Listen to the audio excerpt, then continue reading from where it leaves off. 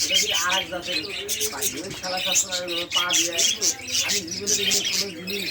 বাদুকের মতো লক্ষ্মী থাকে তো এটা দেখতেছি আর খাবে খায় ওইভাবে লক্ষ্মী থাকে মানে ওর কেউ যেন আক্রমণ করতে না পারে